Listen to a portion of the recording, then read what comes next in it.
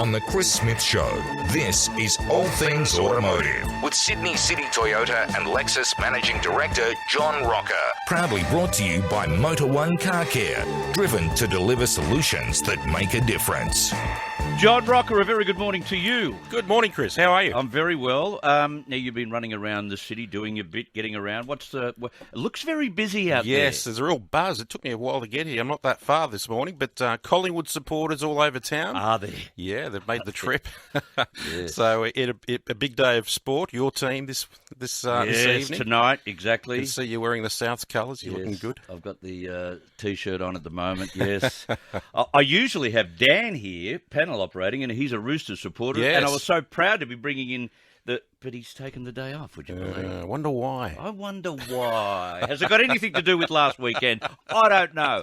Now, if you've got a question or anything associated with automotive, just give us a call. Maybe it's a car that you're thinking of purchasing. John Roca has great knowledge on all the new cars on the market and, of course, a great handle on the used car market as well, which we've spoken about ad nauseam through 2022. If you've got a question about what's on the drawing board down the track, maybe possession or the time lapse that it takes now to get hold of a car, give us a call on 131 873. But fuel prices are set to jump on the 29th of September.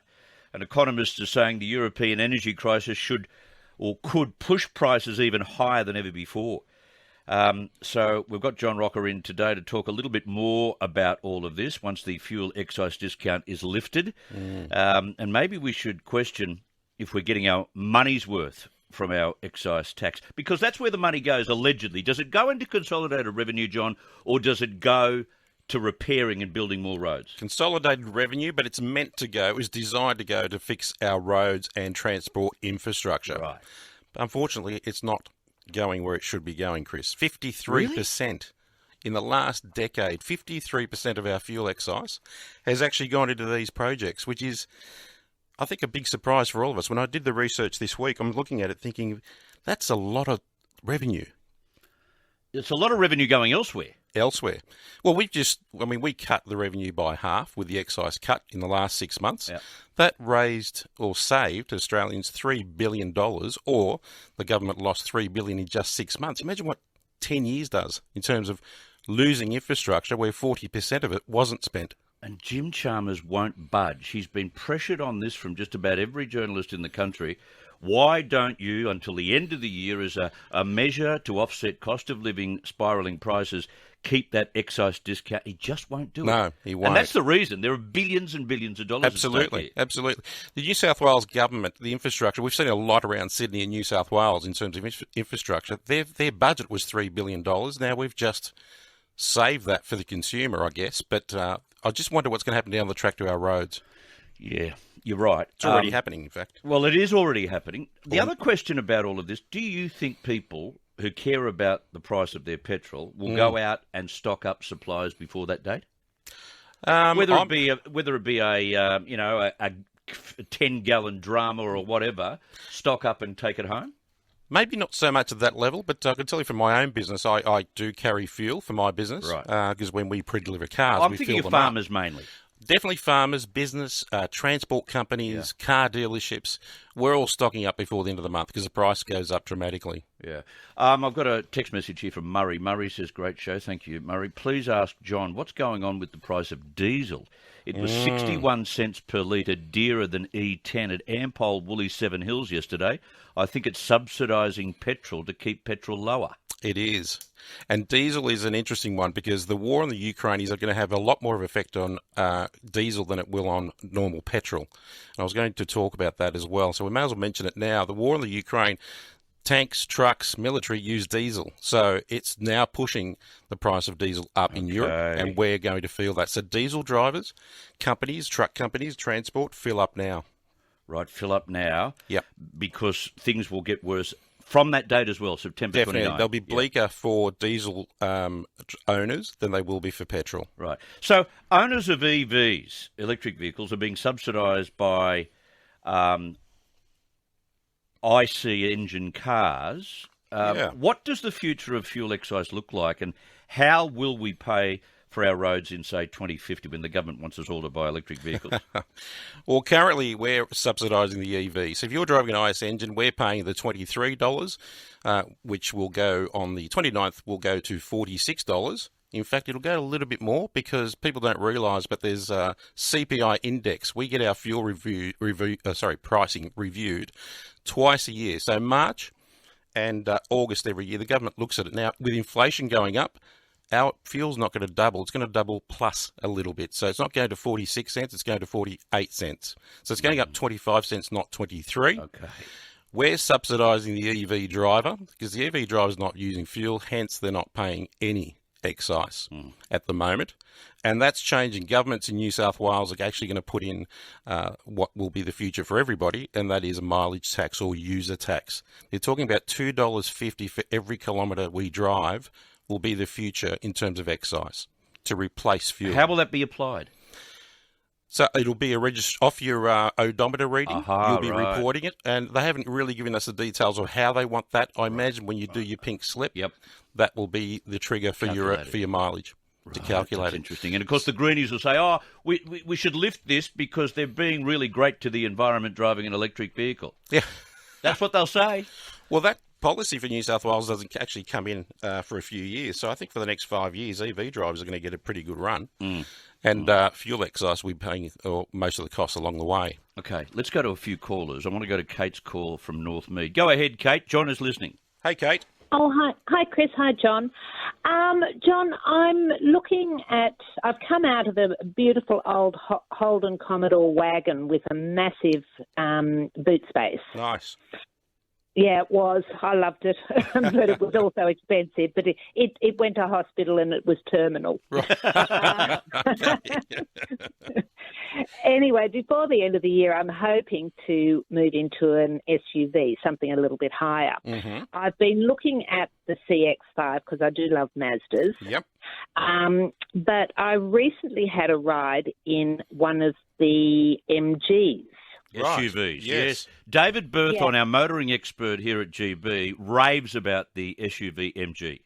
A very popular car. And the other part of that, Kate, is they've actually got some stock at the moment, is what I'm hearing as well. So if you're looking, are you looking to buy something shortly? Well, before the end of the year. But the things that I'm looking at, being me, is cost of ownership. Right. You know, the cost of repairs, the cost of maintenance, the cost of fuel, all those areas are something that I tend to have a focus in on rather than what the vehicle looks like. Yep. Or and reliability and service costs is along the way. Reliability in particular with it being an MG rather than, say, something that's purely designed and made for the Australian conditions. Sure. I think your CX-5 tops the MG in terms of reliability and quality of vehicle, but you are paying more for it. But the MG is very popular. At the moment, it probably hasn't been around long enough to see what the reliability will be like. But the warranty is very strong, so you're covered anyway. Your service cost is going to be very similar for the two vehicles. It'll come down to preference and budget. But you're on two really good cars there. They are smaller than your Commodore wagon, but if you think you've got enough, you're on the right track, Kate. Good on you, Kate. Thank you very much for your call. Appreciate that. Another new model that Simon wants to talk about, which is the XTrail. Go ahead, Simon. Hi, Simon. Hey, g'day, boys. How are you? Good. You? Yeah, not bad, not bad. I recently bought I had to buy a Volvo XC petrol car, and it chews the juice like nothing else. So right. I want to upgrade to something, like a hybrid. But apparently Nissan's bringing out a new e-power vehicle. That's right. Yep, they've got a range of them coming in. The XTrail is actually one of them. Yep, and the cost guy. But what I'm looking at is in the future is if they're going to make the petrol in that vehicle. I can't find anywhere where they say they're going to. You mean in a hybrid? In a hybrid, like the e-power hybrid. Yeah. Look, there's no talk of it. I've had a look. It's very similar to most cars in that class, the large SUVs. They will come. So, Simon, hang on. They will come, but they'll work on the smaller cars first. They're just the sheer weight of the large SUVs, they don't have the battery technology to power those at the moment efficiently. So, smaller battery into the smaller cars is really easy, but it will come. So, if you're looking at an XTrail, that'll be good. If you're waiting for the Patrol, I think you'll be waiting a little bit longer. How long do you reckon? I'd say 5 years. Yep, Yeah. not that long. Yeah, that's not that long. No, it's not. It'll be the new model, new technology, but you're not that far away. Good on you, Simon. Thank you. Now, on a similar subject, Robert has a question for you in Sutherland. Hi, Rob. Hey, Robert. Hi, Chris. Hi, John. Hey, John. I've had a look at the Tucson N-Line diesel, and I really like it. Yep. But then I went up to our local Nissan dealer who had they had the XTrail and the Qashqai and the Pathfinder up there, the new models. Yes. Now, I sat in the Qashqai, which is the top-of-the-range one, e-Power. Yes. And that one was really nice. And they told me that the XTrail wasn't coming out in e-Power as of yet, but they said that the Qashqai and the e-Power wouldn't be available until around October next year. So I'm just wondering, have you tried the e-Power yet? And what do you think about it? I haven't tried them. I haven't driven them, but I know of them, and I can tell you that the Tucson is a very, very good car. I know the XTrail is, but from what I've read, I don't think the XTrail has been mentioned that it will come to Australia. So if the Tucson's there and that's the earliest, that's obviously your only other or your option. But the XTrail has been getting some pretty good reviews in the States. Okay. But so how long do you reckon between October next year when the e-Power Qashqai is coming out before they may look at bringing the XTrail out then? I think it'll be 2024. 2024. With some luck, very late 23, but I think you'll see it in 24 because the XTrail's been a very popular car in Australia. So they won't miss that opportunity, Nissan. And in between the XTrail and the Qashqai, I know the XTrail's a little bit bigger. Yes. Which would you like? I mean, it's up to your choice in that, but without having driven either car or actually seen the XTrail, I know the Tucson, the Qashqai is very popular. It's a toss of the coin. Both very good warranty, both very reliable, and resale. I think you're going to get the same out of both brands as well. They're both comfortable to sit in. I sat in the XTrail as well. So yeah, the XTrail is a great car, and it has been for a long time. Very popular. So yeah, good luck with it, Robert. Good on you, Rob. Thank you very much for your call. Got to take a break, and we'll come back with all those other calls. You've got a swag of them here, so we'll get to those right after a break. 14 minutes to midday. Traffic. Wake up to weekends with the Garden Clinic on 2GB. The Sydney Harbour Tunnel, car broken down southbound in the left lane. Heavy queues back onto the freeway at Camaray. Croydon, the building fire on Parramatta Road, 2 westbound lanes taken out at Lang Street. The City Westlink bumper to bumper, city-bound Haberfield to Leichhardt. Drummoyne lining up Victoria Road, city-bound at Lyons Road. Through Pymble and Turramurra. The Pacific Highway is busy northbound. I'm Jason Bowman on Sydney's traffic lead at 2GB. When it happens in Sydney, turn to the number one. Opinions that matter. News you can trust. Live and local. 2GB 873. At Liquorland, we're celebrating all cheer squads with a great range of quality drinks, like a 24-pack of Cooper's Original Pale Ale for just $54. So head into your Liquorland today, or shop online and collect your order in just 30 minutes. T's and C's apply. Details online. Meet Ezra. Shh. Oh, sorry. With a family asleep, he likes to use his nights to get on top of his tomorrow. It's my me time. And tonight, it's his re-time. Refinancing. Who knew it would be this easy? With Macquarie Bank, you can get a home loan quote in 3 minutes. And with rates on the move, it's a great time to make the move. Sorted. So get ahead of your tomorrow and find out in minutes what refinancing could save you. Search Macquarie Home Loans or call your broker so you too can say, I bank with Macquarie. Lending criteria, fees and T's and C's apply. Thanks to the team at Travel Right, Susie and I will be hosting a very special cruise of the Mediterranean on board the magnificent Celebrity Constellation. Together we'll cruise to Venice, beautiful Sorrento, historic Ravenna, fabulous Portofino, Tuscany, Rome, plus Zadar and Dubrovnik in Croatia. Dubrovnik is brilliant. I've always wanted to go there.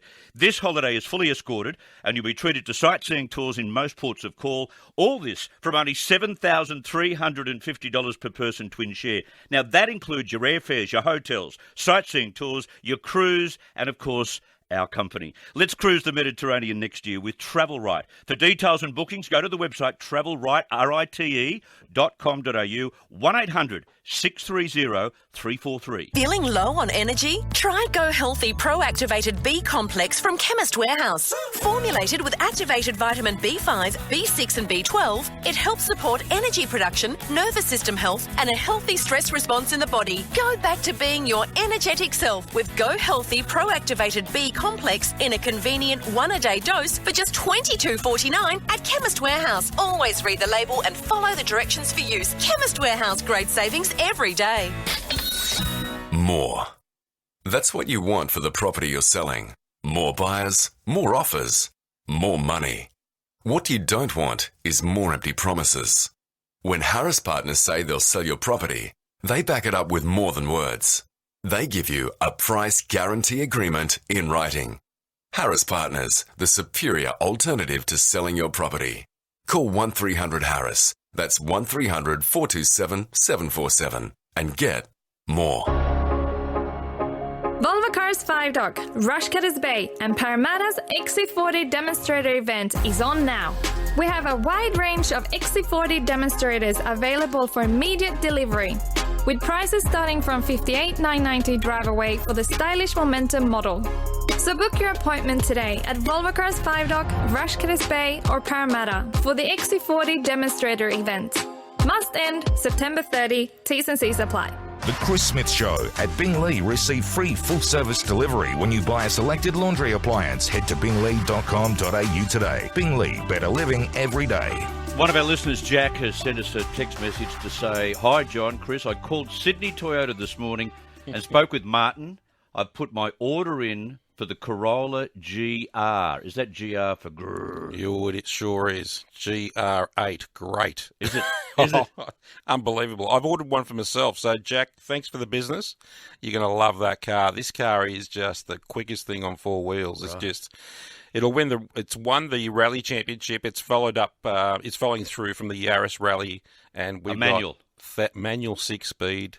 We think we'll get the sports model where it actually has 2 seats in it only, a roll cage, a roll cage, and a gear stick, and basically the rest is look out. But very popular car. I don't think you'll see it until 24. I think might be late 23. But I'm on the list as well. Jack, congratulations. Okay, Corolla GR8. In other words, yes. 131873. Just on the price we'll pay in our EVs in years to come. This is what is the charge per kilometre? 2.5 cents per 2.5 kilometre. cents. Yeah, that's what the New South Wales government is saying. That it'll be 2.5 cents per kilometre. So, say I do 20 Ks. It's about $4,500 a year. Yeah. Currently, the average driver in Australia, in terms of fuel cost, we're paying about $622 in fuel excise. Right. So per kilometre is actually going to be a lot more expensive than fuel excise is currently. Okay. Karen's got a question for you from Hurstville. Go ahead, Karen. Hi, Karen. Hi, guys. I'm disabled regarding my mobility. I had my heart set on a RAV4 hybrid, but it's too high for me to get into. Now, is there any type of sedan, possibly, that you can elevate the seat and the steering wheel? There is an easier solution. I think you might still be able to get your RAV. There are actually companies, and we might take your number, and I can speak to you offline. There are mobility companies that actually refit seats to vehicles where you can actually... It sort of rolls out like a...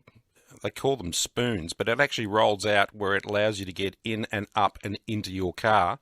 And there are mobility companies that fit that to cars. So I might be able to help you with that, Karen, off air. Yeah, because I need to sit in an upright position rather than, hanging down. Okay, Karen, stay there. We'll put you through. We'll take your number to Janelle, and we'll get that that looked after. 131873. New car prices, Matt. Go ahead. Hi, Matt. Hey, Chris. Hey, John. My question is, we want to buy a Land Cruiser, brand new, but prices seem to be quite inflated at the moment. Do you think in the next 6 months, 12 months, 24 months, prices might start to come down a little bit on these cars? Yeah, it will. If you're going for a second-hand Land Cruiser, you're probably going to pay more than you will for a new one that you order at the moment. So I would get the order in if you've made up your mind. I think you'll find supply will ease up in the second half of 2023. We still have a lot of catching up to do, but I think this time next year the conversation will be very different. At the moment, you're waiting about 2 years for a Land Cruiser. Right, okay, I understand. Okay, thank you. Good on Pleasure. you. Now, you mentioned the Land Cruiser second hand. Let's go to Ben's call in Penrith. Go ahead, Ben. Hey, Ben. Hey, guys, how are you? Good. So I would like to previous caller, I was in the market for a new Land Cruiser, and then obviously with the long wait times and everything like that, we've put an order in now, which is fine. Right. But what I'm seeing on the second-hand market, which I think is a little bit disappointing, and I'm not sure how we rectify it, but you've got a large amount of second or cars that are coming, people are taking their orders, they're selling them straight back to the dealer. Yes. And then you see them in Toyota second-hand yards all across the place, particularly out west, with 5, 6, up to 100 Ks on them, and they're selling them for $20,000 and $30,000 more. So I kind of feel like Toyota's kind of feeding the problem a little bit when it comes to the second. Yeah, I can see why. Yeah, I see your point, Ben. I'll give you an example. Even dealers, we have closed auctions for dealers, and dealers are the only ones who are allowed to bid on these cars. Dealers are outbidding themselves on cars where they're paying up to $20,000 over new car price just to get the car to sell it in their yard. So unfortunately it's a supply demand issue. It'll go on, I think, until this time next year. But if you've got your order in, you've done the right thing. Good on you. Got to leave it there. David, we might be able to squeeze you in. Go ahead, David. David? Yeah. Hi, guys. Great show. I'll keep it quick. I just bought a Sahara 300. Couldn't get a new one. Bought it from a dealer with 4,000 Ks. Nice. But then the dealer loaded all these accessories on it and charged me much higher than retail, even on the accessories. And I didn't know whether that can be justified. Yeah, if it's a second-hand car, it's buyer beware. So unfortunately, look, it is a practice that's been there, and I think some dealers might be taking advantage, but at the end of the day, they're paying inflated prices for those cars as well. It all comes down to the negotiation, unfortunately. Yes, exactly. All right, David, thank you. Enjoy that car. Thanks, David. Thank you, John Roca, for your time this morning. Thank you, Chris. Busy Good luck show tonight. Yeah, good. Yeah, I'm not playing, but no. I feel as if I am. Yeah, you'll probably be sweating as much as I. Very much so. Nervous. Best of luck, mate. Shaking, we'll be rooting for the Rabbitohs tonight. Good on you. John Roca, all things automotive. Of course, Managing Director and Dealer Principal of Sydney City Lexus and Toyota Glebe and Waterloo. 4 to 12.